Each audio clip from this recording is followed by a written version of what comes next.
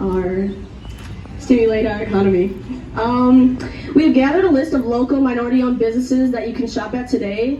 This list is sadly not very long, so if you know of any other Black-owned businesses or mom and pop shops kind of deal like that, you can let other people know, whether share it on Facebook, social media, and stuff like that. And so we also have a link that's very comprehensive list put together by a magazine out of Minneapolis and St. Paul. So I'm gonna have. Where's your list of minority? The link is on the handout and it's on the Facebook page. Yeah, it's in our Facebook page and it's on a link on the handout and there's a link on the Facebook page. Hello guys, my name is Ricardo. I'm from Mexico. I'm gonna share some of part of my life. Take a step back. Take a step backwards. There you go. Alright. Sorry guys if you see me like I'm shaking or if you see me like scared, because I'm scared. I'm scared, like honestly. I'm nervous.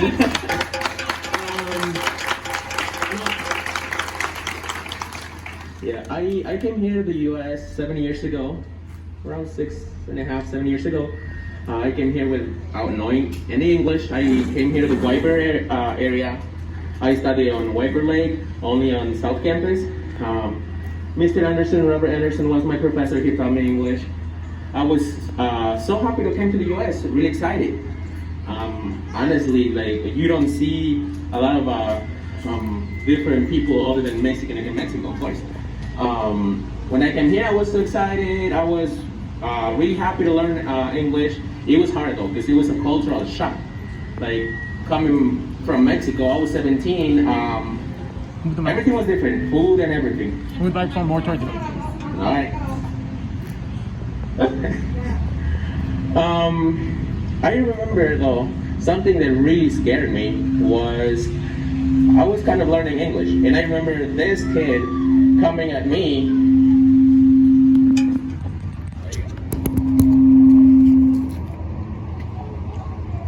Yep. Okay. Okay. So I remember this kid coming at me. Probably was like my 6th month in here in the US. I kind of knew some English already. And I remember he asked me, hey, do you have a marijuana? I was like, what? Do you have any drugs? I'm like, why do you think I have that? He was like, because you're Mexican. He literally said that. He said, because you're Mexican, you should have some. I'm like, no, I don't have that. Okay, that made me kind of upset, but I was like, okay, I'm not gonna take it personal, I'm just gonna leave. When I graduate, I remember that one person, like, I was happy. I love Wiper Lake. I've been living here for 7 years now. But I remember one time I was on my car, and I remember this person was on his garden. He was, with the plants and everything. And then, of course, like, I love my Latino music. And then this guy yelled at me saying, go back to your country. Yeah, he said, go back to your country. You don't belong here. That made me sad. Like, that made me, I'm like, what are you talking about? Like, I live here, I go to the same school. Like, right now I'm going to Century College. Like, why did you say that? I started learning because I went back to school. It took me a year because I had to work, get money, because I like to be, like, to buy my own stuff and pay my rent, live by myself and everything. So I had to take 1 year. I went back to college, and it's a lot of diversity there, but it's still some racism in there. Because some people was like, hey, how are you even paying for your college? You cannot get financial aid. I'm like, what are you talking about? I do get financial aid. They were like criticizing me. They were stereotyping me. They were asking me, where's my sombrero? Where's my mustache? Do you eat tacos every day? Things like that. And I'm like, no. Like, come on, why you say that? They thought it was funny. And, like, I laugh at it too. Because I don't take it personal. But for some sensitive people, that can be offensive. That can be offensive. And sometimes people don't realize that. Some things can be offensive for some people. So for some other people, not really. Just, like some people, or I don't know if you ever guys did that, like, oh, hey, I'm thinking of something. hey, what do you eat? Tacos? Or hey, what do you eat? Some enchiladas or something like that. And some places it's funny, but be careful because you never know who's gonna take it serious, who's gonna take it personal. Also, I had a lot of stories, like a lot, but I guess I just don't have enough time.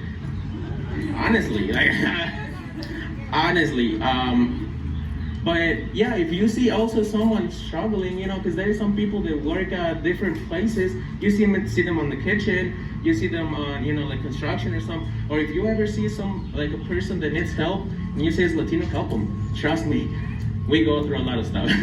We go through a lot of stuff. I didn't have to, run and all this stuff, but I know some people that have to go through a lot of stuff. They saw people dying in the middle of the desert.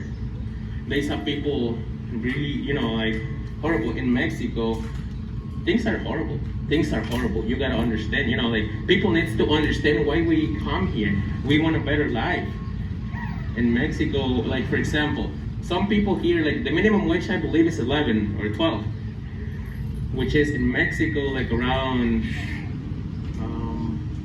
right now like 200 pesos. Here we get per week minimum of $300 per week, minimum I will say. And then people in Mexico get around $100 per 2 weeks. And they work Monday to Saturday from 6 a.m. to 6 p.m. Now you understand why people come here, because it's way better and it helps our family back in Mexico or in any other countries, Honestly, I don't know what to say anymore because like my head went blank. But yeah, I'll give you the microphone.